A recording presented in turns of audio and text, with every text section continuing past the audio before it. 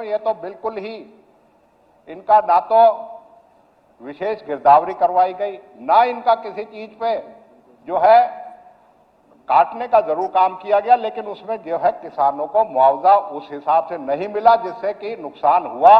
सरकार किसानों का हितैषी बनती है तो हितैषी बने, ये नहीं कि किसानों की सप्लीमेंट्री जो भारतीय जनता पार्टी है कितनी किसान हितैषी है, तो मैं इनको छोटा सा आंकड़ा देना चाहता हूं। 1/4/2025 से लेकर 25/10/2014 तक इन्होंने 1158 करोड़ रुपए का टोटल मुआवजा दिया।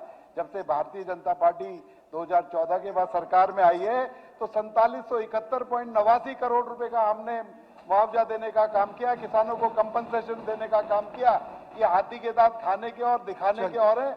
और इन्होंने एक आरोप लगाया है कि जो मुआवजा देने की प्रक्रिया है उसके ऊपर ठीक से उसका अवलोकन नहीं किया गया, उसका ठीक से उसको हम लोगों ने ऑब्जर्व नहीं कराया।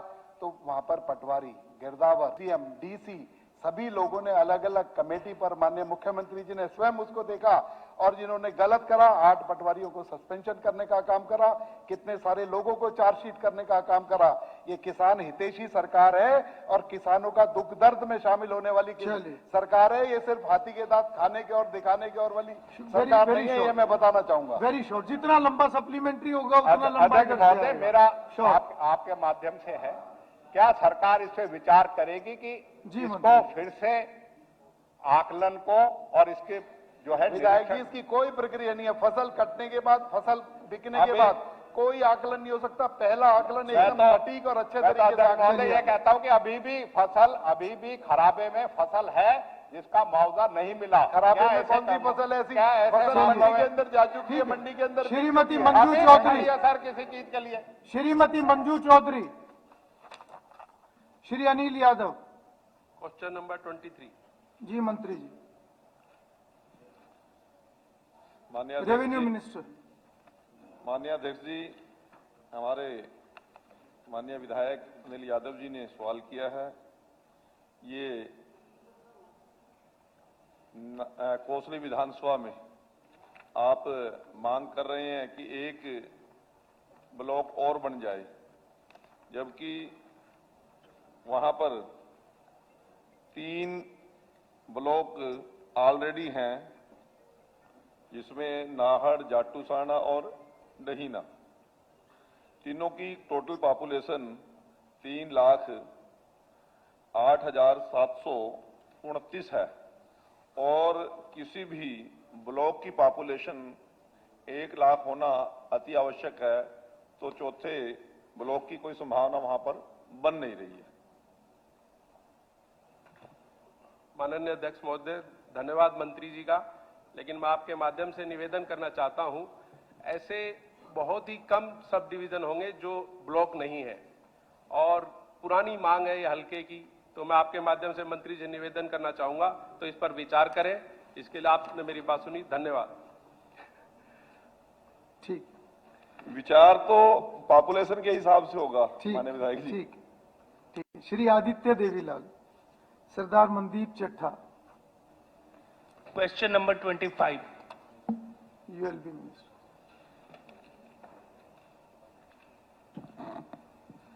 हाँ श्रीमान जी, टोटल 10 जो है कॉलोनियों का आवेदन मिला था, जिसके अंदर 5 कॉलोनियां वहां पर सैंक्शन कर दी गई हैं और उसकी अधिसूचना जारी कर दी गई और 3 कॉलोनियों में सड़क का निर्माण, सड़क और जो भी सुविधा है उसका निर्माण कार्य पूरा हो चुका और 2 कॉलोनियां जो बाकी बची हैं उनके एस्टीमेट्स आ गए हैं, उन्हें जल्दी ही पूरा करने का काम करेंगे।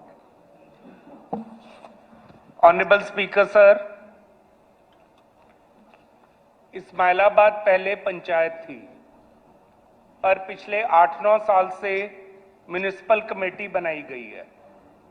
आई am very sorry to say कि जो इस्माइलाबाद के बीच की सड़क जो अंबाला को निकलती है वो आज तक बुरे हाल में है।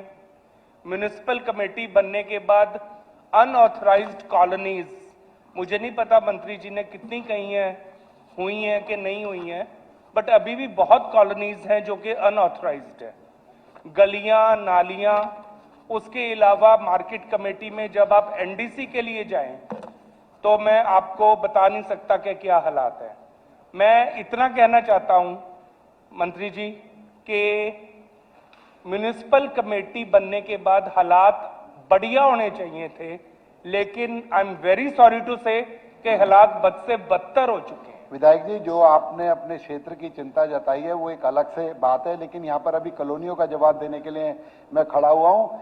10 कॉलोनियों का आवेदन किया गया था, वहां से 5 कॉलोनियां हमने सैंक्शन कर दी हैं और 5 कॉलोनियां जो कि 2 एकड़ से कम थी और कोई मेन रोड से नहीं लगती थी, जो एक पूरी की पूरा एक प्रक्रिया है कि किस क्या क्या चीजें सब तो पहले क्या क्या चीजें नहीं होनी चाहिए, तो मैं जो जिक्र उसके अंदर करांगा नहीं करी गई उस क्राइटेरिया के अंदर। हिंद दी चादर गुरु तेग बहादुर जी के शहीदी दिवस और के 5 कॉलोनियां रॉयल 350वें शहीदी दिवस में कार्यालय के पीछे वाली कॉलोनी, राधा स्वामी कॉलोनी, गुरु गोविंद सिंह कॉलोनी, अमीरचंद कॉलोनी, इन सबको अधिसूचित कर दिया गया है और 3 कॉलोनियां इनके अंदर सारा डेवलपमेंट का काम हो गया और 2 कॉलोनियों के एस्टिमेट्स आ गए हैं अगले 1 साल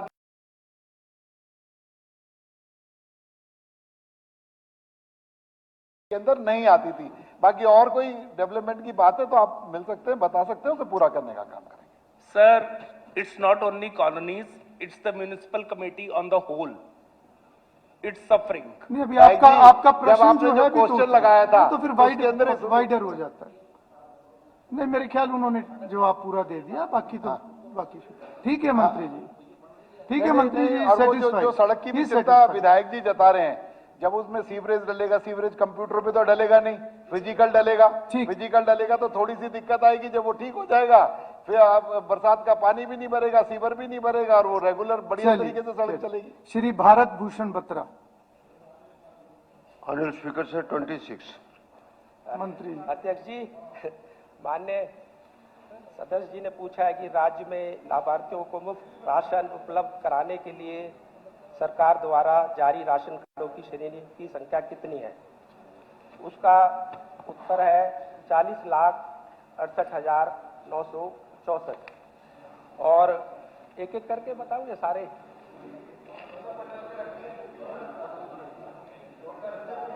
टोटल बता दूं सारा। 24 आंकड़े बता दो, 2024 पूरा में ना पड़े। अक्टूबर 24 का आपने पूछा है 51,72,270।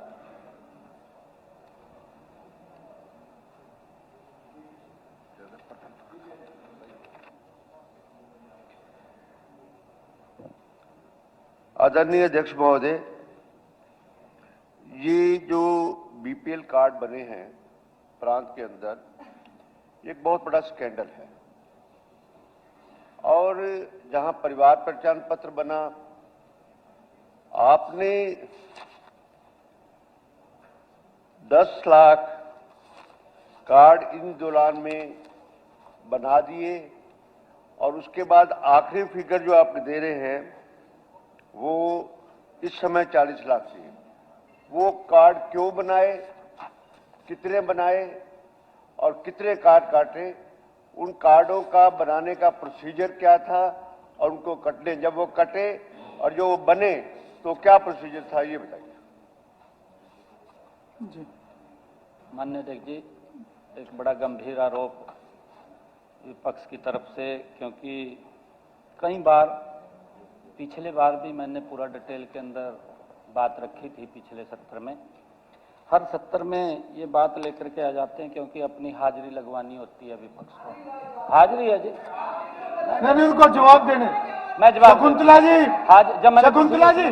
शकुंतला जी आपका कोई विषय नहीं है, मुख्यमंत्री जी जवाब देखिए। एक बात ध्यान करें, जिस भाषा में पूछा जाएगा उसी भाषा में जवाब आता है, इसलिए नहीं कोई बात नहीं। इसीलिए मैं कह रहा हूं कि उतना ही बोलने जितना जरूरी है, क्योंकि बेवजह से विषय बढ़ता है। ठीक है, आफ्ताब जी आप बैठिए, मुख्यमंत्री जी जवाब दे रहे हैं। ऐसा नहीं होता, बैठिए। अगर कोई बात आई है तो लेट हिम रिप्लाई।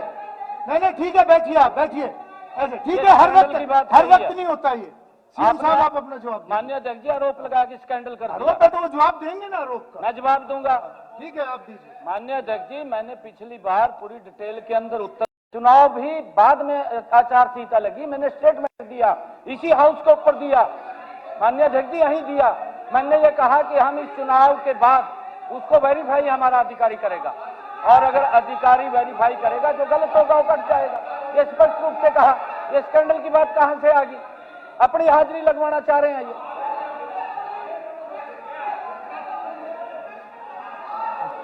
चलिए, कोई सप्लीमेंट्री, बत्रा जी कोई सप्लीमेंट्री आपकी है? हाँ जी, हाँ जी, हाँ जी। बैठिए आप। ऐसा है कि आदरणीय मुख्यमंत्री जी ने जवाब दिया है जी।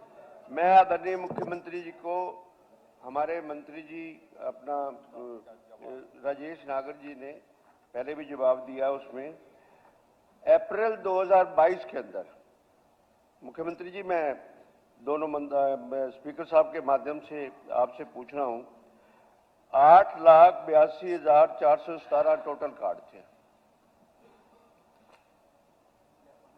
ये फिगर आपकी सरकार की फिगर है। और सितंबर 2024 में जब चुनाव होने थे, ये कार्ड बढ़ के 46,45,310 हो गए।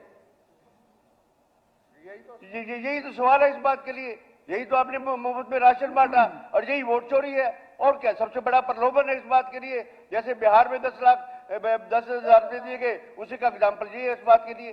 बाद में आपने काट के इसको फिगर सेंट्रल गवर्नमेंट की उसमें भी दी, आपने इसको 40 लाख। बत्रा जी, ये वोट चोरी आपके इसमें था क्या प्रश्न में? ऐसे क्यों जोड़ रहे हो आप? प्रलोभन है। चलो मैं वापस देता हूँ। मान्य अध्यक्ष जी, ये बिल्कुल प्रलोभन है। नहीं नहीं, ऐसे नहीं, ऐसे नहीं। हर चीज को हम पॉलिटिसाइज ना करें, हर चीज को ना करें। मान्य अध्यक्ष जी, आप सप्लीमेंट्री है तो पूछिए ताकि वो जवाब दे। मान्य अध्यक्ष जी, प्रदेश के लोगों ने इनके क्रियाकलापों को नकार दिया है। ये फ्रस्ट्रेशन में है और फ्रस्ट्रेशन में कुछ से कुछ बोलते रहते हैं। इनके पास मुद्दा नहीं है। ये हैरानी की बात है, वोट चोरी लेकर घूम रहे। मान्य अध्यक्ष जी, हर व्यक्ति को अपना अधिकार है वोट देने का, और ये वोट चोरी की बात करी जा रही है। लोगों ने इनको नकार दिया, इनकी नीतियों को नकार दिया। मान्य अध्यक्ष जी, मैंने राशन कार्ड पे पूछिए ना, आप सप्लीमेंट्री पूछिए बत्रा जी, आप सप्लीमेंट्री पूछिए। आपकी सरकार, चलिए लास्ट सप्लीमेंट्री बत्रा जी, लास्ट सप्लीमेंट्री आपकी। एक मिनट। मान्य अध्यक्ष जी, अभी हमारे बत्रा जी ने एक बात कही कि 8 लाख चाहिए। डेट भी गणवाई इन्होंने, कौन सी डेट बताई है? अप्रैल कह रहे हैं 8 लाख थे। और मैं आपको बताना चाहता हूं मान्य अध्यक्ष जी, ये 2022 में राशन कार्ड 8 लाख नहीं, ये 30 लाख से ऊपर थे। ये 2022 की बात, ये पता नहीं कहां से लेके आए आप फिर। चलिए, कोई और विषय, कोई और सप्लीमेंट्री आपकी? है सप्लीमेंट्री है। Very short supplement, very short last. और मैं आगे के लिए भी बताता हूँ, कोई भी ऐसा विषय है आपके पास, एक और हथियार है, आप शॉर्ट डिस्कशन का नोटिस भी दे सकते हैं। ठीक है। अगर उसको अप्रूव किया जाएगा, एडमिट किया जाएगा तो हो जाएगा। यहाँ लंबी चर्चा। चलो कोई जी, छोटी सी बात और है जी, आपके माध्यम से मुख्यमंत्री जी से, कि 2014 तक पेंशन्स बनी थी, अगर आपको ध्यान होगा, और उसके बाद आया कि ये पेंशन्स गलत बनी हुई है, इनको काट दिया जाए। ठीक है, एडमिनिस्ट्रेटिव एक्ट था ये कुछ है। साथ में ये कहा इस बात के लिए पेंशन तो ये इसका विषय नहीं है। नहीं, ये आपके प्रश्न का हिस्सा नहीं है। प्लीज बैठिए। राम कुमार गौतम जी, ऐसे थोड़ा आप कहीं से कहीं लेके जा रहे हैं। नहीं, वो प्रश्न के अंदर है ही नहीं। वो आप कहीं से कहीं जा रहे हो, डिपार्टमेंट भी बदल। राम कुमार गौतम जी, सर 27 मंत्री जी बैठिए। बत्रा जी, अध्यक्ष महोदय, इसमें बत्रा जी प्लीज बैठिए। कुछ रिकॉर्ड नहीं होगा, कुछ नहीं होगा। राशन कार्ड से आप पेंशन पे चले गए, ये कैसे होगा? इसमें जी मंत्री, माननीय जी सदस्य जी ने पूछा है कि राजकीय कन्या महाविद्यालय की बात है। इसमें पहले इसकी जो प्रशासनिक स्वीकृति है वो 16/5/25 को आ गई थी, जो 800 लाख रुपए की थी। लेकिन इसके बाद में शिक्षा विभाग की तरफ से जो चीफ आर्किटेक्ट है, उसके माध्यम से एक आ गया कि इसमें थोड़ा चेंज कर दिया जाए, और इसलिए जो प्रशासनिक स्वीकृति के लिए भी उसमें 1126 लाख रुपए का इसका भेजा हुआ है। और हमने बात भी होगी है उनसे, जो शिक्षा विभाग है वो जल्दी अभी भेज देंगे, और हम समझते हैं कि मार्च तक इसका टेंडर लगा देंगे। स्पीकर सर, मंत्री जी ने जो जवाब दिया है उसमें शिक्षा विभाग की स्वीकृति का जिक्र किया कि वो नहीं आई। कई महीने से ये शिक्षा विभाग में पड़ी है, किसी ने कोई गौर नहीं किया, किसी का कोई इंटरेस्ट ही नहीं है मुझे लगता है, क्योंकि कई साल से ये स्वीकृत है, अपना मंजूर है और क्लासेस लग रही हैं स्कूल में। ये जामनी में गर्ल्स कॉलेज मंजूर हुआ है, क्लासेस लग रही हैं पिल्लूखेड़ा में सीनियर सेकेंडरी स्कूल में।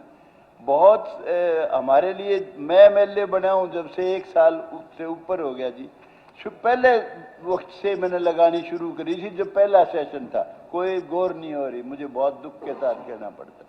मंत्री जी आप बताओ कब से पड़ी है ये? बिल्कुल, जैसे मैंने पहले कहा कि ये अभी जो दोबारा जो रफकोर्स एस्टिमेट जो भेजा है AA के लिए, वो 26/8/25 को भेजा है। और क्योंकि जिस विभाग की होती है उसी ने प्रशासनिक स्वीकृति देनी होती है, इसलिए शिक्षा विभाग को इसके पास भेजा हुआ है। और मैंने जैसे कहा कि अभी बात की है शिक्षा विभाग के एसीएस ने, हमारे PWD के एसीएस ने, उसने कहा कि हम जल्दी इसको भेज रहे हैं और मार्च तक हम इसका टेंडर लगा देंगे और जल्दी बढ़िया कॉलेज बना करके देंगे। ठीक ठीक। स्पीकर सर, ये 4 महीने से पड़ी है, कोई बात नहीं, अब संज्ञान ले लेंगे तो भी अच्छी बात है। मैं एक और बात कहना चाहता हूँ, 18 नंबर सवाल जो नहीं लगा था, सिर्फ इतना ही और कुछ नहीं। मैंने कहा था कि ये सड़क कब तक शुरू होगी, जींद पानी वो अलग है, और जवाब दिया रिटर्न में आपके पास आ गया मंत्री जी ने कि 18 महीने में कंप्लीट हो जाएगी। मैंने पूछा शुरू कब होगी? श्रीमती मैंने 1 मिनट बता देता हूँ। नहीं, वो पिछले दिन वाला नहीं, वो कोई बात नहीं दादा, आप लोग अलग से बात कर लेना, अलग से कर लेना। दादा को बुलाओ, चाय पिलाओ और उनकी तसल्ली करवाओ ऑफिस में। श्रीमती पूजा मैं दूंगा, बाद में दूंगा दादा। अभी प्रश्न पूजा जी संख्या 28 जी, हेल्थ मिनिस्टर। माननीय अध्यक्ष जी,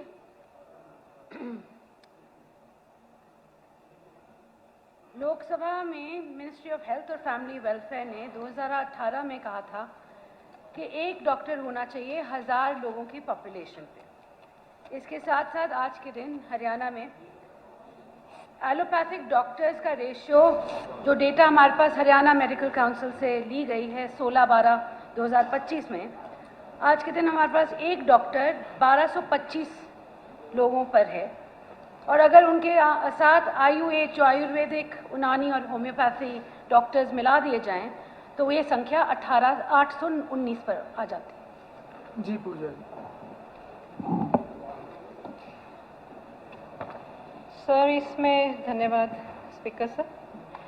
सर, इसमें ये नहीं बताया गया कि कितने डॉक्टर्स लंबी छुट्टियों पर गए हुए हैं, कितने डॉक्टर्स डेप्यूटेशन पे है, माना जनता के स्वास्थ्य की जांच करने के लिए कितने डॉक्टर्स अवेलेबल हैं, ये जानकारी भी दी जाए सर। सर, पिछले साल शीतकालीन सत्र यहीं विधानसभा में रिपोर्ट ले हुई थी, जो अखबारों में भी आई थी कि 1 डॉक्टर पे 2339 पे 1 डॉक्टर है पंचकुला में और 9999 पर 1 डॉक्टर है फरीदाबाद में।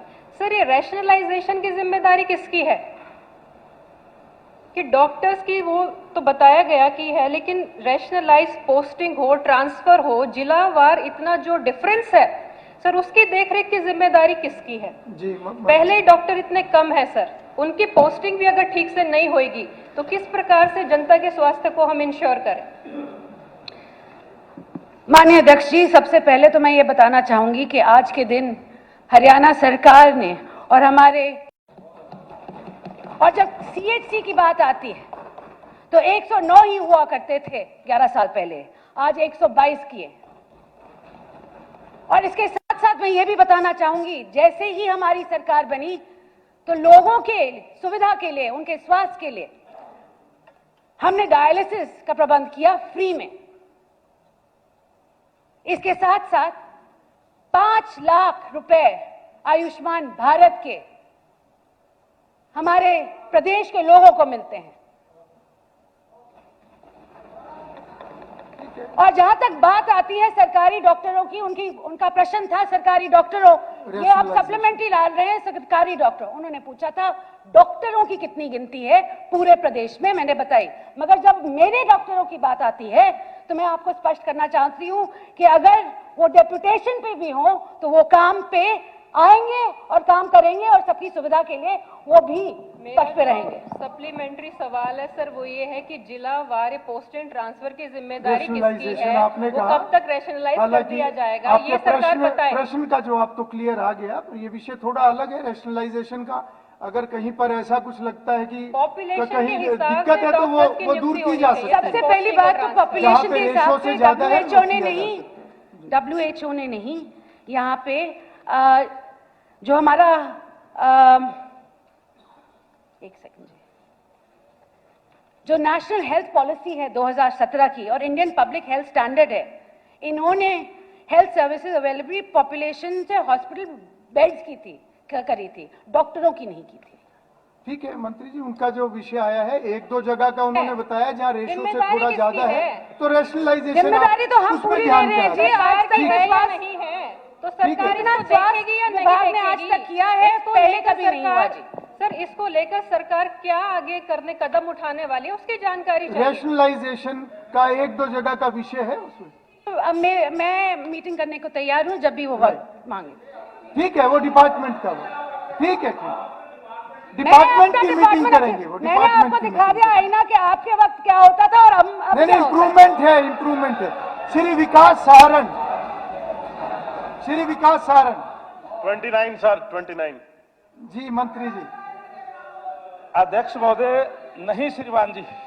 जी स्पीकर सर, ये मेरे पास एक लेटर है डेटेड 22/2/2019, मेमो नंबर 4557, और इसमें एक्स सीएम मनोहर लाल खट्टर जी ने डिजायर किया था, जो इस पे नोट है, CM desires that the work may be taken up under the मुख्यमंत्री किसान खेत सड़क योजना by the development and panchayat department. इस पे उन्होंने डिजायर किया था जी। तो मेरा स्पीकर सर आपके माध्यम से मंत्री जी से लेटर आया था आपके पास? हाँ जी, ये नोटिंग का हिस्सा पढ़ रहे हो या लेटर? ये नोटिंग का हिस्सा है जी। उन्होंने आप अपना सप्लीमेंट्री। हाँ जी। तो मेरी मंत्री जी से निवेदन है कि एक बार इस पे जो मनोहर लाल जी ने डिजायर करा था, एक तो उस डिजायर को पूरा कर दें, और दूसरा इस पे पुनर्विचार करें। मेरी दो सड़क है, एक कल थी और एक आज है, इन दोनों सड़कों को बनवा दो, एक 4 लाइन करा दो और एक ये ड्रेन के साथ साथ चाहे किसी डिपार्टमेंट से करा दो। अध्यक्ष महोदय, पहली बात तो ये कि ये कोई PWD की जगह नहीं है, ये इरिगेशन विभाग की है, और अगर खेत कल्याण के अंदर बनाई जाती है तो पंचायत विभाग बनाता है इसको। दूसरा, जो खरक पांडवा से PWD की रोड है कलायत शहर तक, वो भी राष्ट्रीय राजमार्ग वो बना हुआ है, और उसके कलायत शहर के अंदर भी जो है वो 4 लेन बनी हुई है, वो अच्छी सड़क है, और कलायत से लिंक सड़क है वो भी 10 मीटर की है, तो इसमें कोई दिक्कत नहीं है, अच्छी व्यवस्था वहां जाने आने की है। और आज हरियाणा प्रदेश में क्योंकि डबल इंजन की सरकार है, माननीय सदस्य, कलायत से सीधा जो दिल्ली जाते हैं तो कितना टाइम लगता है आप ही बता दो। इतनी सड़कें बनी हुई है, सारी बात है। कांग्रेस को सब बोलते हैं, ये प्लानिंग का पार्ट थी जी। एक सड़क और बन जाएगी, ठीक है, वो किसी डिपार्टमेंट से बनवा दो, बेटर कनेक्टिविटी बढ़ानी है, क्योंकि आगे भी तो अच्छा करना है, आगे भी तो अच्छा करना है, उस पर पुनर्विचार करके कह दो। ठीक है। भगवान दास जी, क्वेश्चन नंबर 30 जी। मंत्री जी। हाँ श्रीमान, लोक निर्माण विभाग से हम लोगों को रिपोर्ट मिली है कि 85% काम पूरा हो गया है और 500 लाख रुपए की स्वीकृति आगे भी दे दी गई है। 3 महीने में इसकी निविदा प्रक्रिया वो शुरू हो जाएगी और उसके ठीक 8 महीने के अंदर अंदर इनका निर्माण कार्य पूरा हो जाए, ऐसी संभावना है जी। धन्यवाद अध्यक्ष जी। मैं आपके माध्यम से माननीय मंत्री जी का आभार व्यक्त करता हूं, धन्यवाद करता हूं कि इन्होंने पुनः तरावड़ी राजकीय महाविद्यालय के लिए 5 करोड़ 50 लाख की स्वीकृति दी है।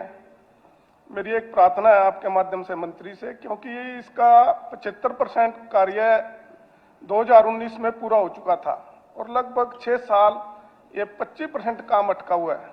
तो अभी आपने थोड़ा टाइम, अभी टेंडर प्रक्रिया जो होगी वो 3 महीने में और इसको जो कंप्लीट होगा वो उसके बाद 8 महीने में, तो एक लंबा समय इसमें फिर रहेगा। हमारे 2015-16 में क्लासेस शुरू हो चुकी थी और बहुत से बच्चे चले भी गए अपनी पढ़ाई करके। तो आपसे प्रार्थना है कि इसमें ज्यादा देरी ना करें, इसमें जितना समय और जल्दी से जल्दी ये कॉलेज पूरा हो, इसके लिए मैं आपसे प्रार्थना करूंगा। माननीय सदस्य को विश्वास दिलाते हैं सर कि इस काम में बहुत तेज गति लेके आई जाएगी ताकि हमारे बच्चों को कोई कठिनाई ना हो। ठीक। श्री लक्ष्मण यादव। श्रीवंश मंत्री जी। अध्यक्ष महोदय, मैं माननीय सदस्य को बताना चाहता हूं कि जो रेवाड़ी के जल भंडारण की बात के लिए इन्होंने कहा है 80 एकड़ जमीन, इसमें हमने ई भूमि के माध्यम से लिसाना गांव में 45.375 एकड़ भूमि लेने के लिए केस निदेशक लैंड रिकॉर्ड्स के पास भेजा हुआ है। और क्योंकि इतनी जमीन इस पे आई थी, अगर वैसे तो 80 एकड़ की थी, डिपार्टमेंट चाहता था कि बड़ा इसमें बनाया जाए। अगर वहाँ कोई और भूमि हो या किसान जो अगर देना चाहते हैं तो माननीय सदस्य से भी कहूँगा कि इसमें डिपार्टमेंट के सहयोग करने का काम करेंगे तो इसमें भी करेंगे, नहीं तो इतनी भूमि जैसे ही हमारे पास आ जाती है इसके अंदर हम बनाने का काम करेंगे। और हम और दूसरी जगह भी भूमि वो देख रहे हैं कि दूसरे गांव की या पास लगती कोई भूमि मिल जाएगी। हमने पास में भगवानपुर गांव है, उसके अंदर भी कोई देखी है, कोई लगभग 9 एकड़ जमीन है, और तो डिपार्टमेंट उसको और इसमें बनाने का काम करेगा जल भंडारण के लिए। मंत्री जी ने ठीक बताया है, धरातल की सच्चाई बताई है, इसके लिए तो धन्यवाद। आप इसकी चिंता कर रहे हैं, लेकिन मेरा विषय ये है जी कि रेवाड़ी में 3 दिन के बाद पानी एक दिन आता है। तो आज रेवाड़ी की जो है लोग प्यासे हैं, तो इसमें जल्दबाजी जरूर दिखाएं, क्योंकि 1.5-2 साल से यही प्रक्रिया चल रही है, ये आगे नहीं बढ़ रही। 2 एग्रीगेटर लगाए थे, एक ने 45 एकड़ अपनी दे दी है और दूसरी जगह देखने की जरूरत नहीं, उसी गांव में उतनी ही जमीन और है, ताकि उसी पे दूसरा एग्रीगेटर काम कर रहा था वो नहीं कर रहा। तो और ये 53 एकड़ में भी बन जाएगा। 8 एकड़ भूमि पंचायत की है और 45 एकड़ के लिए किसानों ने अपने एफिडेविट दे दिए। तो इसको बस खरीदा जाए ई भूमि पोर्टल के माध्यम से, जितनी जल्दी खरीदी जाएगी उतनी ही रेवाड़ी के लोगों को सुविधा मिलेगी। दूसरी चर्चा करी है भगवानपुर जमीन की। भगवानपुर जमीन के तो टेंडर हो चुके हैं, उसमें तो कंप्लीट होने वाला है, कभी भी काम शुरू होगा, लेकिन वो शहर के लिए नहीं है, वो देहात के लिए है, इसलिए दोनों अलग अलग हैं। तो मैं मंत्री जी से निवेदन करूंगा, सरकार से भी निवेदन करूंगा, अगर ई भूमि पोर्टल पे लोगों ने एफिडेविट दे रखे उसको जल्दी परचेज करके और ये सुविधा मुहैया जल्दी कराएं। जी मंत्री जी, बिल्कुल हम इसको जल्दी से जल्दी जो इसकी प्रक्रिया पूरी करके और इसको हम करवाने का काम करेंगे। Shrimati Geeta Bhukkal. Question number 32 sir. जी माननीय जवाब सभा पटल पे रख दिया गया है। जी गीता जी। अध्यक्ष महोदय, माननीय मंत्री जी ने जवाब रखा है कि छूछकवास बाईपास के लिए करीबन 27 एकड़ जमीन की आवश्यकता थी। अध्यक्ष महोदय, ये प्रश्न मैंने शायद बहुत बार लगाया है, लगातार लगाने का मैं प्रयास कर रही हूं और इसका समाधान भी चाहती हूं, क्योंकि किसी भी स्टेट की डेवलपमेंट के लिए या हल्के की डेवलपमेंट के लिए रोड सबसे जरूरी है। डेवलपमेंट से पहले safety and security of the जो वहां के चुकी है, नहीं कितनी सर, की कितनी की बात स्वीकृति सर होगी क्यों? उस पे करिए। ठीक है सर, ठीक है सर, उस पे पूछिए सर। ऐसा है, डिटेल पे एक 15 साल का बच्चा, एक 16 पे साल का, पिछले सत्र में चर्चा भी हुई है बड़ी डिटेल। सर चर्चा हुई, लेकिन आपका एक्सेप्ट किया था, चर्चा कराई थी। अभी आप केवल विषय पे अध्यक्ष जी बोलने दीजिए प्लीज, केवल विषय पे, प्लीज सर, विषय पे बोलने दूंगा, विषय के बारे में।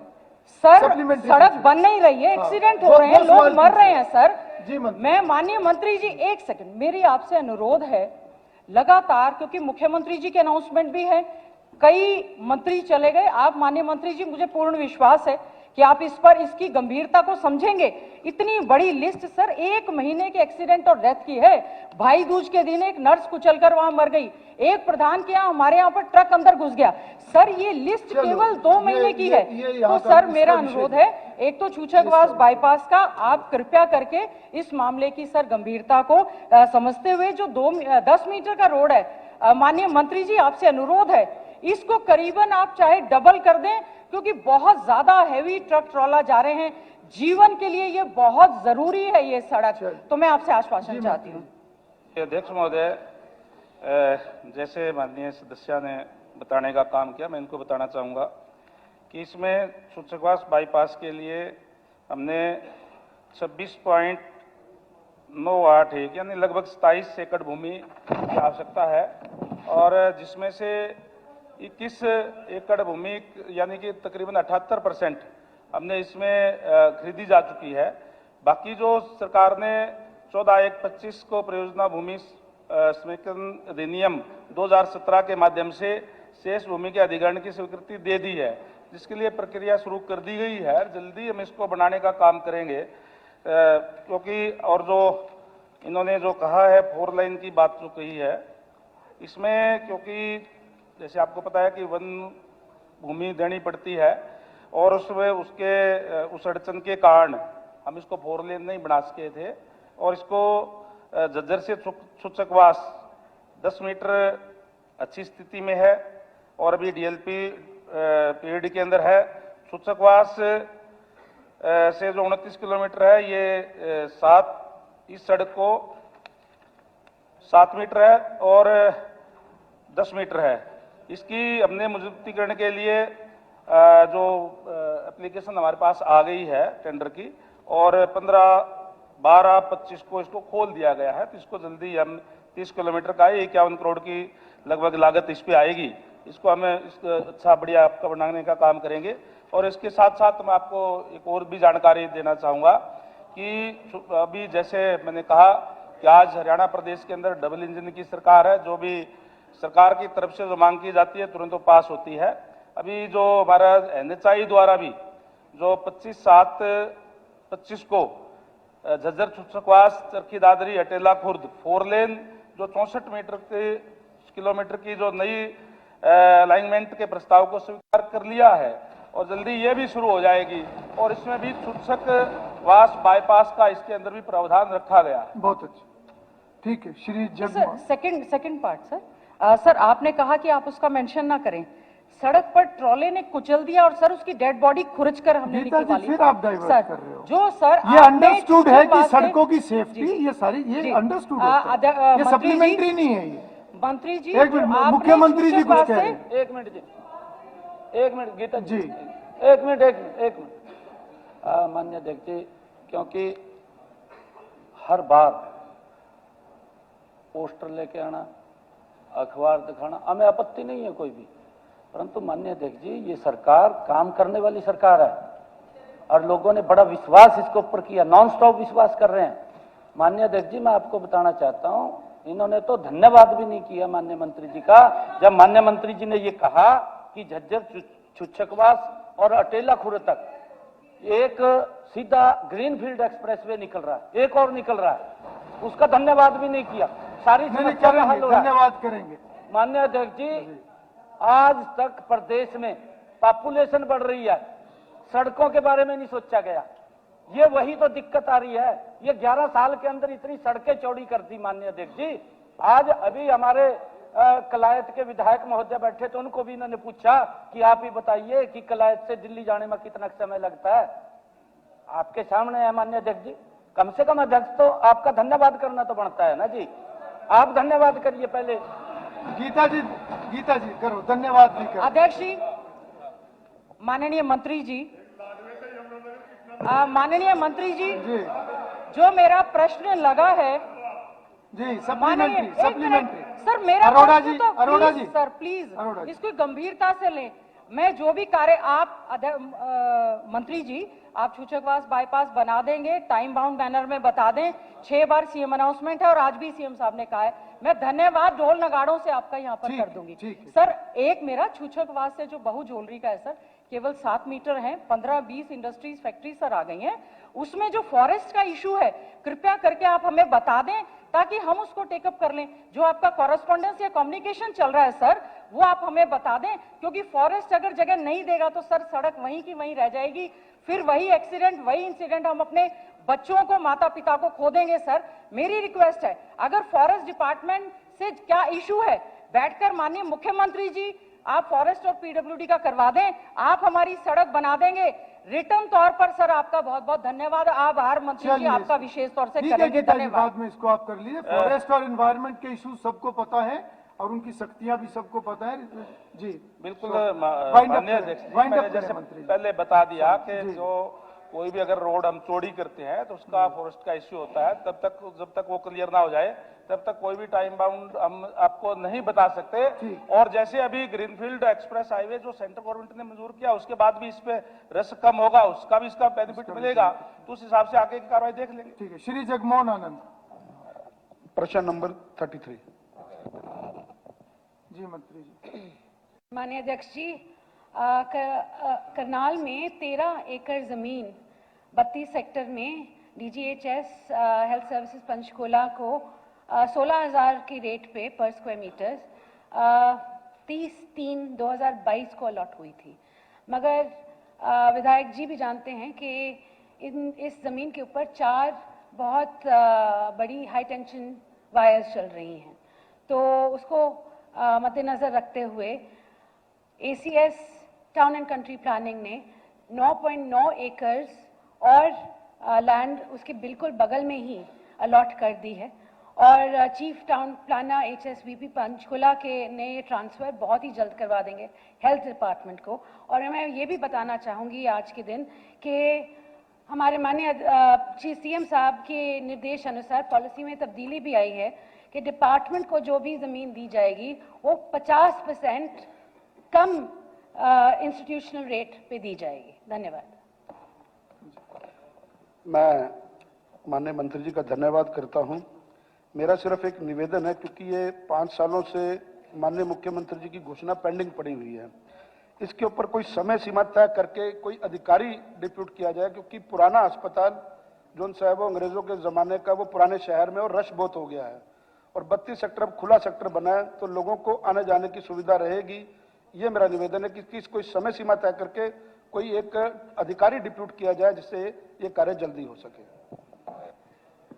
माननीय अध्यक्ष जी, आपके माध्यम से मैं बोलना चाहूँगी कि ये जल्द होगा कार्य, और जैसे ही हेल्थ डिपार्टमेंट और HSVP जल्द ही अलॉट कर देगी ज़मीन। मेरे इस बात पे चर्चा भी हुई थी कल शाम को, तो HSVP ने हमें बोला था कि हेल्थ जल्द से जल्द ले ले और पैसे बाद में देते रहे। मॉनिटरिंग थोड़ी समय से होती रहे, एक्सपीडाइट करें। श्री प्रमोद विज। माननीय अध्यक्ष जी, पहले तो मैं आपका धन्यवाद करता हूं और बधाई देता हूं कि इतने सुंदर संचालन से प्रश्नकाल में मुझे लगता है कि आज 20 क्वेश्चन जरूर पूरे हो जाएंगे, इसके लिए आप बधाई के पात्र हैं। और मैं धन्यवाद करना चाहूंगा। मेरा प्रश्न है प्रश्न नंबर 34। मेरी प्रशंसा करने में एक प्रश्न रह जाएगा। जी मंत्री जी।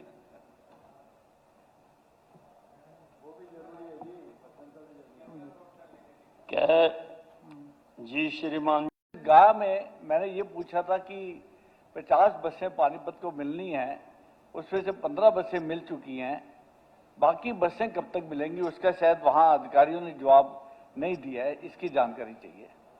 जी मंत्री। विधायक जी, हरियाणा सरकार लगातार टेक्नोलॉजी के साथ और समय की आवश्यकताओं के अनुसार काम कर रही है। हम भी चाहते हैं कि इलेक्ट्रिक बसें ज़्यादा से ज़्यादा हम अपने प्रदेश में, अपने बेड़े में हम शामिल कर सकें, लेकिन उनके लिए कुछ आवश्यकताएं भी हैं। इलेक्ट्रिक कार्स आ गई, इलेक्ट्रिक बसेस आ गई, लेकिन चार्जिंग स्टेशन नहीं है जैसा होना चाहिए। मेरे पास पीछे सारे इलेक्ट्रिक व्हीकल्स के मैन्युफैक्चरर्स आए थे, तो मैंने उनसे बात की थी कि जब तक सफिशिएंट चार्जिंग स्टेशंस नहीं लग जाते तब तक ये व्हीकल्स पूरी तरह से फायदेमंद नहीं हो सकते। उन्होंने कहा कि हमने चार्जर लगा दिया, घर पे चार्ज कर सकते हैं। मैंने कहा एक आदमी शिमला गया है, अब वो चार्ज करने घर थोड़ा आएगा, हमें स्थान स्थान पर। फिर उन्होंने कहा कि पेट्रोल पंप पर चार्जिंग स्टेशन लग गए हैं। अब एक फैमिली आ रही है, उसमें 5 आदमी हैं, पेट्रोल पंप के ऊपर वो चार्जिंग के लिए खड़ी हो जाती है, तो 2 घंटे वो परिवार में बैठकर क्या करेगा? ना टॉयलेट है, ना रेस्ट हाउस है, ना रिफ्रेशमेंट है। तो मैंने उनको सजेस्ट किया कि आप सारे देश में आप इतनी बड़ी बड़ी कंपनियां चला रहे हैं, आप चार्जिंग स्टेशन बनाएं जिसमें चार्जिंग स्टेशन भी हो, टॉयलेट भी हो, रेस्टोरेंट भी हो, ताकि एक फैमिली जब लाइन लगी हुई है तो बैठकर वहां पर कुछ समय के लिए अपनी गाड़ी को चार्ज करवा सके। तो इस बात को उन्होंने सबने सराहा है और हम सरकार की तरफ से भी हम ये चार्जिंग स्टेशन लगाने जा रहे हैं और इसी प्रकार से लगाने जा रहे हैं, मैंने कहा है। और ये इलेक्ट्रिसिटी डिपार्टमेंट को नोडल एजेंसी बनाया गया है कि जगह जगह पर चार्जिंग स्टेशन लगाए जाएं ताकि इलेक्ट्रिक जो गाड़ियां हैं या बसें हैं उनको चार्जिंग कराने में दिक्कत ना आए। जहां तक विज साहब का प्रश्न है, हमारी कोशिश है कि 3 महीने के अंदर अंदर हम आपको बसें दे देंगे। ठीक, next Shri Yogendra Rana. Question number 35। जी मंत्री जी। अध्यक्ष जी, बहुत अच्छा सवाल जो है विधायक जी ने पूछा है।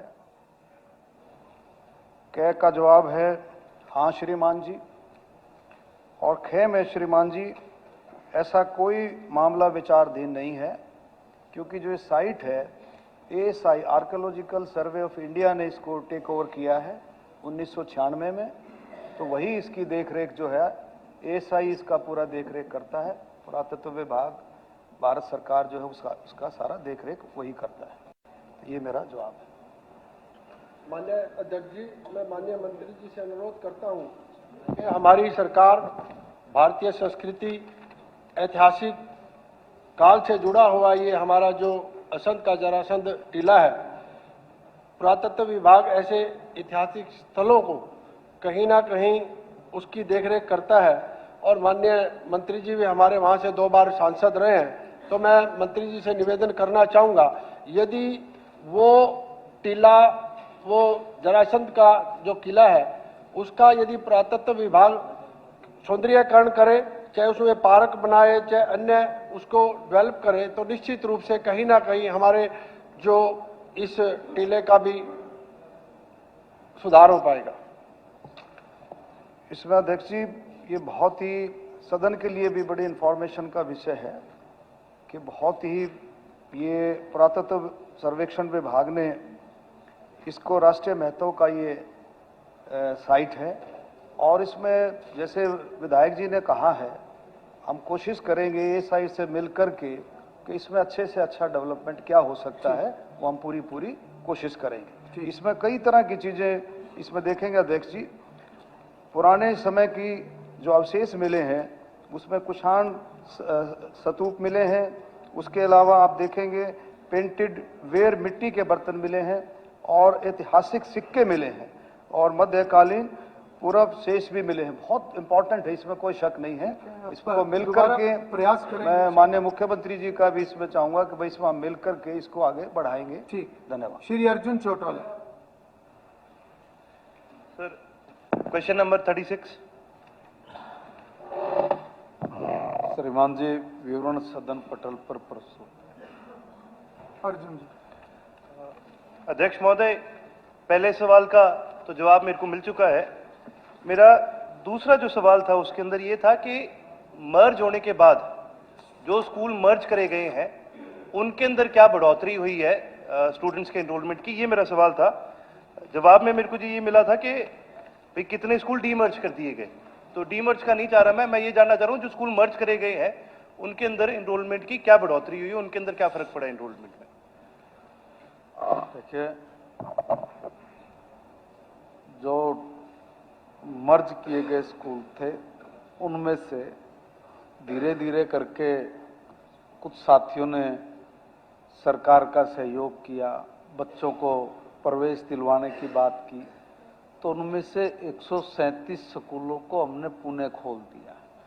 मैं निवेदन सभी माननीय सदस्यों से ये भी करूंगा सर कि सरकार ने तमाम व्यवस्थाएं की हुई है, आप सब लोग भी इस बात की तरफ ध्यान दें कि ज़्यादा से ज़्यादा बच्चों का एडमिशन करवाने में वो मदद करें, ताकि कोई इस तरह की नौबत आए नहीं कि हमें किसी स्कूल का समायोजन किसी दूसरी जगह पे करना पड़े। इसलिए जिन स्कूलों में बढ़ोतरी हुई है, बच्चे आए हैं, हमने उनको पुनः खोला है और 137 ऐसे स्कूल हैं जिनको हमने उसमें खोल दिया गया, उनमें प्रवेश चालू किए गए हैं। देखें, स्क्रीन देखें आप, ये वो मंत्री नहीं है जिसकी फोटो है, जो ये दोनों फोटो में अंतर है। वो तो दाढ़ी लगाए बैठा है, ये मंत्री जी की लेटेस्ट फोटो लगवाई जाए इसमें, अगले सत्र से पहले करा देंगे। जी अर्जुन जी। ये तो मैं मंत्री जी की बात से सहमत हूँ कि सबको कोशिश करनी चाहिए ज्यादा से ज्यादा एडमिशन करें, लेकिन किसी का भी रूप ऐसे बदल गया हो तो लेटेस्ट फोटो भिजवाएं। जी अर्जुन जी। मेरा सवाल तो जी वही रहेगा कि जो स्कूल मर्ज करे गए हैं उनके अंदर बढ़ोतरी क्या हुई, मैं ये जानना चाहता हूँ। देखिए, जो बढ़ोतरी हुई है स्कूलों में, उसमें हमारे जो स्कूलों में ये जो समायोजन था सर, 25 बच्चों तक जब वो थे, तब हमने ये फैसला किया था 2019 में कि अगर एक स्कूल में 25 बच्चे हैं तो हम उसको समायोजन करेंगे। 2020 में हमने नहीं किया, 2021 में हमने तय किया कि 0 से 9 बच्चे जहां पे हम लोग उसका समायोजन करेंगे। बाद में हम लोगों ने जहां पर यह संख्या बढ़ी है और उसकी संख्या 50 से ऊपर हुई है, हमने उन स्कूलों को पुनः खोल दिया है। अब उसकी जो एग्जैक्ट संख्या आप पूछना चाह रहे हैं, उसकी एग्जैक्ट संख्या आप तक पहुंचवा दें। ठीक। श्रीमती सावित्री जिंदल। प्रश्न संख्या 33। जी मंत्री जी। माननीय अध्यक्ष महोदय, ये 2 आरओबी की बात है शहर के अंदर, और इसमें डिपार्टमेंट ने रेलवे के साथ ज्वाइंट अध्ययन कर लिया है, फिजिबल पाए गए हैं, और अब रेलवे को इसके भेजा हुआ है उसकी सहमति देने के लिए। मैं समझता हूं कि मैंने कहा भी है अधिकारियों को कि इनसे जल्दी बातचीत करके, और जैसे ही हमारे पास रेलवे से मंजूरी आ जाएगी हम इनको शुरू करवाने का काम करेंगे। इसके साथ साथ जो पहले वाला जो पुल है, जो डाबड़ा चौक से जो चलते हैं, उसकी मैं जरूर कहूँगा कि बाद में आप ही ऑब्जेक्शन करें, क्योंकि वहाँ बहुत दुकानें हैं और उसका मैंने बंद होने से लोगों को तकलीफ होती है, तो प्लीज जल्दी करवा दीजिएगा। बिल्कुल माननीय अध्यक्ष महोदय, क्योंकि शहर के अंदर जाम रहता है और उस जाम के लिए हमने एक कमेटी बना करके माननीय सदस्य को भी उसमें है, और माननीय रणधीर भी उसके अंदर अभी ले लिया गया। उसके लिए हम भी कार्रवाई और भी कर रहे हैं, और इसको भी जैसे रेलवे से मंजूरी आ जाएगी हम जल्दी बनाएंगे। और मैंने कहा कि 3 महीने के अंदर अंदर उनसे फॉलोअप करके मंजूरी मंगा ली जाए। ठीक है। श्री बलवान सिंह। श्री बलराम दांगी। आगे जी। बड़ी मुश्किल से रन आउट होते होते बचे।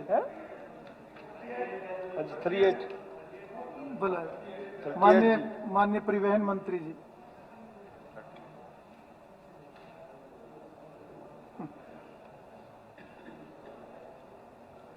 कै और खा।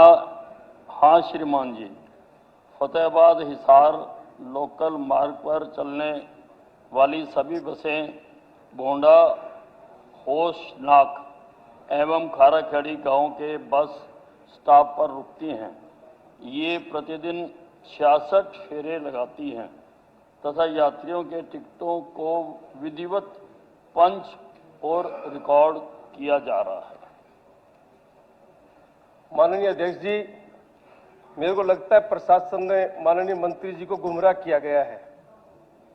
शायद कल तक भी खाराखेड़ी और बोड्डा की टिकट पंच नहीं हो रही थी, जब मैंने जीएम रोडवेज फतेहाबाद से बात करी तो अपने स्टाफ का एक आदमी बुड्ढा उस नाक को छोड़ते हैं और एक छोड़ते हैं ब्रिज बना हुआ है खाराखेड़ी से पहले, वो ब्रिज के नीचे से बसें जाए।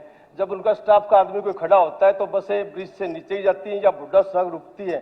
जब स्टाफ का कोई आदमी खड़ा नहीं होता तो बुड्ढा वालों को अग्रवा मेडिकल कॉलेज में उतारते हैं और खाराखेड़ी वालों को बुड्ढा उतारते हैं। अब छोटी छोटी बच्चियां होती हैं पढ़ने वाले मेडिकल कॉलेज में जाती हैं, फतेहाबाद स्कूल में आती है, उनके लिए शायद अगर इनको गुमराह नहीं किया गया तो आज ये टिकट पंच हो रही है नहीं हो रही। मेरे हिसाब से कल शाम के 6 बजे तक टिकट पंच नहीं हो रही थी, आज कोई ऐसा आदेश है तो पता नहीं। जी मंत्री जी। अध्यक्ष महोदय, बसों में हमने ऑटोमेटिक टिकटिंग का सिस्टम लगाया हुआ है और उसको हम और भी एडवांस कर रहे हैं। उसमें अब एटीएम कार्ड से भी टिकटें ले सकें ताकि उसका पूरा रिकॉर्ड रह सके। जहां तक बस स्टैंड पर बसों के जाने की बात है, प्रैक्टिकली इसको मॉनिटर करना बड़ा मुश्किल है, इसलिए मैंने बसों में ट्रैकिंग सिस्टम लगाने के लिए डिपार्टमेंट को आदेश दिए, जिसका काफी काम पूरा हो चुका हुआ है, ताकि कौन सी बस किस वक्त कहां है। जैसे एयरपोर्ट पर जहाज का पता लगता है कि कहां है, कितनी देर में आएगा, उसी प्रकार से हमारी बसों का पता लगेगा। बस स्टॉप के ऊपर बकायदा वो स्क्रीन लगाई जाएगी और पता लगेगा कि ये बस इतनी दूर है और यहां आ जाएगी। उसके लिए मैंने ऐप भी बनवाई है, वो बन गई थी, उसमें कुछ डिफेक्ट आया है, मैंने दोबारा उसको बनाने के लिए कहा है। कोई भी आदमी अपनी ऐप में देख सकता है कि मेरी बस कितनी दूर है, कब आएगी, कब जाएगी, और हम देख सकेंगे कि कौन सी बस कहां जा रही है। जो उसको रूट दिया उसी रूट पर जा रही है, वो खड़ी हो रही है, नहीं हो रही है, बहुत अच्छी। ये सारी चीज मेरे डेस्क पर भी होगी। उस स्टॉपेज का पंचिंग का है विषय कि वहां पे पंचिंग शुरू हुई क्या? डिपार्टमेंट ने कोई जवाब आपको दिया है? और खाराखेड़ी कल शाम जवाब चेक कराना पड़ेगा। डिपार्टमेंट ने जवाब दिया है कि टिकट पंच हो रही है, वो कह रही है पंच नहीं हो रही, तो दोबारा चेक कराना पड़ेगा। अध्यक्ष महोदय, सारी बात बतानी पड़ती है। नहीं ठीक है, अभी डिटेल में नहीं, प्रश्न रह जाएगा। मैं एक प्रश्न और लेना चाह रहा हूँ, आपका दोबारा से जानकारी ले लेंगे। And he is satisfied, satisfied है तो फिर ठीक, he is satisfied. Next Balram Dangi sir, question number 39। जी माननीय मंत्री जी। माननीय अध्यक्ष जी, आपके माध्यम से माननीय सदस्य ने पूछा है कि तहसील महम और लाखन माजरा के लगभग 16 गांव हैं, उनके अंदर जो फसल खराबे का मुआवजा कितना दिया गया है और इन सभी गांवों को दिया गया है, नहीं दिया गया, टोटल कितना दिया गया है। तो मैं आपके माध्यम से मैं बताना चाहूंगा 5,61,08,437 रुपए का मुआवजा इन लगभग 16 गांवों के अंदर दिया गया है। और जो गिरदावरी जितनी भी थी जिन गांवों की 25 से 33% तक सारा का सारा मुआवजा देने का काम माननीय मुख्यमंत्री जी ने किया है। जैसा कि मंत्री जी ने बताया, इस बारे में मैं बताना चाहूंगा, जो ये मुआवजा गया है, जितने किसानों के नाम लिखे हुए हैं या संख्या लिखी हुई है, ये सिर्फ और सिर्फ 25% है। अब जैसे बैणी सुरजन है, मेरे सामान गांव है, बैणी महाराजपुर हो गया, बैणी भैरो है, बैणी चंद्रपाल हो गया, फरमाना हो गया, बेडवा है, सीसरखास। स्पीकर सर, इनमें तो बिल्कुल 100 की 100 जितनी भी गांव में जमीन है, टोटली में पानी पूरे मतलब फसल बर्बाद हो चुकी है। तो उस बात के लिए भी मेरी निवेदन है कि उनकी दोबारा से एक बार फिर अच्छी तरह सारी वो गिरदावरी करवा के और उसको वो मिला जाए। और इसमें सर थोड़ा सा मेरा और ये है शॉर्ट में कि मेरा फरमाना गांव है, मदीना है, मोखरा है, वो तो इसमें आए नहीं सर कुछ भी। अब मोखरा खेड़ी गांव है, मोखरा खेड़ी गांव में इन्होंने सिर्फ 16 किसानों को कह रहे हैं, लेकिन मोखरा खेड़ी हमारी एक छोटी सी पंचायत है, उससे अलग मोखरा खास है, मोखरा खांडन छाजन है, मोखरा रोज है। उन गांव उन किसानों को किसी प्रकार का कोई मुआवजा नहीं। और मदीना में भी इसी प्रकार, मदीना 11,000 वोटों का गांव है सर, उसमें भी कोई एक किसान को भी मुआवजा नहीं और उनकी सैकड़ों एकड़ फसल बर्बाद हो गई है। तो मेरा ये निवेदन है कि आप एक बार फिर इसके उसमें दोबारा वो करवा के, आपने गिरदावरी करवा के और दोबारा से इसको मुआवजे को दोबारा वो करके इसमें दिया जाए। माननीय अध्यक्ष जी, मैं आपके माध्यम से बताना चाहता हूं, पहले भी मैं सदन में बता चुका हूं पहले क्वेश्चन पर कि 2-2, 3-3 लेयर का इंस्पेक्शन हो चुका है और अच्छे तरीके से गिरदावरी को बिल्कुल जो गिरदावरी जो किसानों ने आवेदन किया था उन सबको अच्छे तरीके से चेक करके 25% से ऊपर का जो खराब हुआ है 25 से 33% तक सरकार ने मुआवजा देने का काम किया है। वहां के लोकल पटवारी, गिरदावर, एसडीएम, डिप्टी कमिश्नर सबने चेक किया और माननीय मुख्यमंत्री जी ने स्वयं संज्ञान लिया। 3 दिन रेगुलर मीटिंग ली, उसमें 8-9 पटवारियों को सस्पेंड किया गया, कई सारे अधिकारियों को चार्जशीट किया गया कि ये किसानों से जुड़ा हुआ मामला है, किसी तरीके की कोताही ना बरती जाए। इसलिए हरियाणा सरकार, मैंने पहले भी बताया था माननीय मुख्यमंत्री जी, इस मामले में बिल्कुल संवेदनशील होकर सभी एक किसानों को मुआवजा देने का काम 116 करोड़ रुपए मुआवजा देने का काम हरियाणा की सरकार ने किया। सर, आज भी खेतों में पानी जिन किसानों के खड़ा है उनको एक रुपए तक का मुआवजा नहीं मिल रहा और जो ये अभी भी 3-4 फुट पानी है और उसमें एक और आपको अलग कहना एक और स्पीकर सर एक बात और मैं आपको बताना चाहूंगा, तो पोर्टल पे जो फोटो अपलोड किए गए हैं वो अब 5-5, 7-7 किलोमीटर तक इकट्ठा पानी खड़ा है। हुड्डा साहब ने भी वहां पे जाके पूरा देखा था सारा उसमें, और उनका वो कह रहे कि एक ही फोटो, अब हर एक जगह जाके कैसे एक किले में कैसे जाके फोटो खींचे जाएंगे, तो सारे के पूरे उसमें वो आ रखे हैं। किसी एक एरिया का कुछ ऐसा है तो आप लिखित में मंत्री जी को हाँ, जब मेरा निवेदन है इसको ज्यादा से ज्यादा और दोबारा करवा। कोई ऐसी कोई आपको लगता है निमित्ता कहीं पर हुई है तो वो डिटेल आकर बता दें, दे दें फोटो, क्योंकि एक साथ 5-5, 7-7 किलोमीटर के फोटो को तो एक जैसा माना नहीं जाएगा, अलग अलग फोटो होंगे खेत वाइज। ठीक है, वो आपको अलग से, लेकिन अगर आपको लगता है माननीय सदस्यगण, अब प्रश्नकाल समाप्त होता है। जी माननीय मुख्यमंत्री जी कुछ कह रहे, ठीक है बलराम जी होगी बात होगी, बैठिए आप, बलराम जी होगी। जी मुख्यमंत्री। माननीय अध्यक्ष जी, विपक्ष द्वारा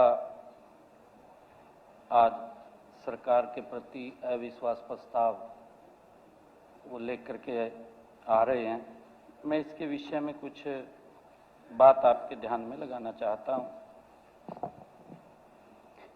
माननीय अध्यक्ष जी, मैं जानता हूं कि यह परंपरा के अनुरूप नहीं है, फिर भी बात बहुत गंभीर है और इसे चर्चा की शुरुआत से पहले रखने का मेरे पास समुचित कारण भी है, मैं इसीलिए आपके समक्ष खड़ा हुआ हूं। माननीय अध्यक्ष जी, कल भूपेंद्र सिंह हुड्डा का स्वागत किया और आदरणीय भूपेंद्र सिंह हुड्डा जी ने भी भावपूर्ण ढंग से कहा कि आज तक मैंने कभी नहीं देखा कि किसी विपक्ष के नेता का इस प्रकार स्वागत हुआ हो। उन्होंने अपने वक्तव्य के अंत में हमसे यह भी अपेक्षा की थी माननीय अध्यक्ष जी, जब हुड्डा साहब ने कहा कि विपक्ष की आवाज को दबाएंगे नहीं। हुड्डा साहब को हमने कहा कि हम नहीं ऐसा, क्योंकि लोकतंत्र है, इसमें किसी की आवाज दबाने का कोई सवाल नहीं है, हर व्यक्ति को अपनी बात कहने का अधिकार है।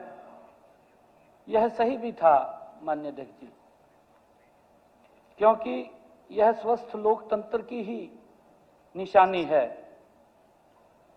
माननीय विपक्ष के नेता ने कहा कि राजनीति में मतभेद हो सकते हैं, मनभेद नहीं होने चाहिए।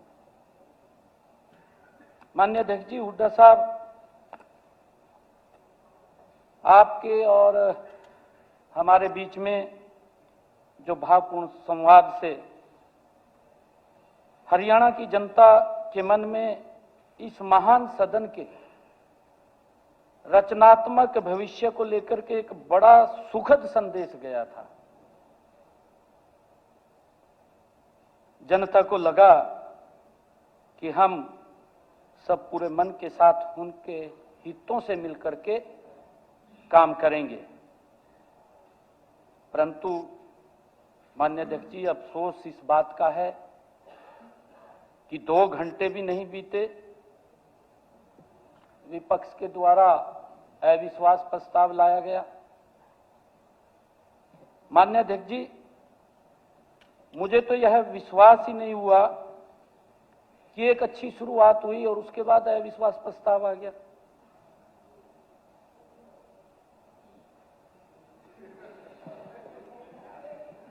माननीय अध्यक्ष जी, इसलिए मैंने अविश्वास प्रस्ताव के नोटिस को ध्यान से पढ़ा।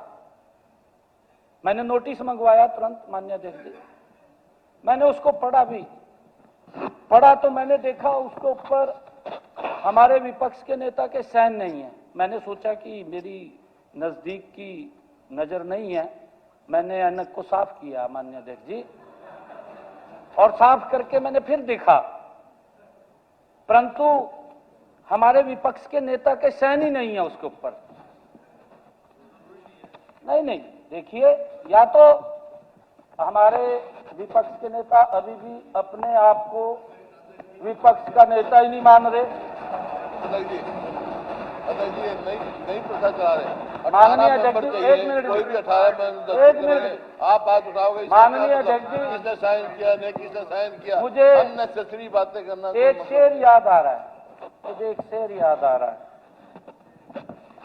लाओ तो कत्लनामा मेरा, लाओ तो कत्लनामा मेरा, मैं भी देख लूं किस किस की मोहर है, सरे मजर लगी हुई है। माननीय अध्यक्ष जी, मैंने इस प्रस्ताव पर हुए हस्ताक्षरों को ध्यान से देखा, किस किस के साइन हुए, किस किस की मोहर लगी हुई है, मैंने पूरा ध्यान से देखा। मुझे उसमें हुड्डा साहब के कहीं भी हस्ताक्षर दिखाई नहीं दिए।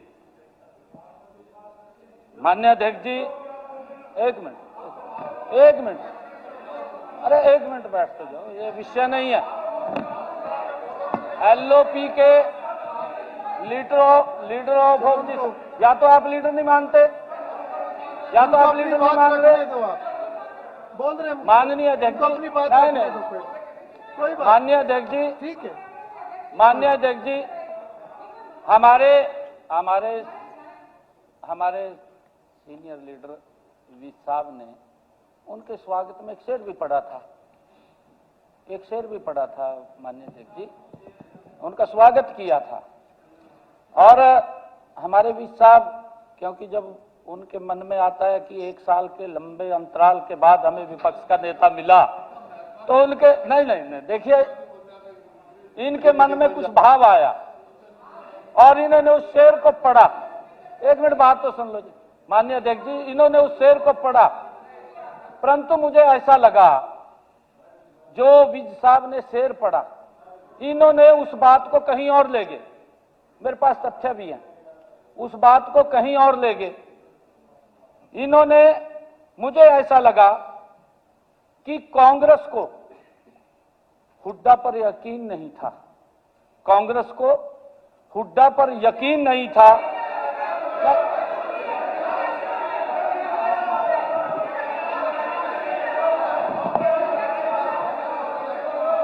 माननीय अध्यक्ष जी,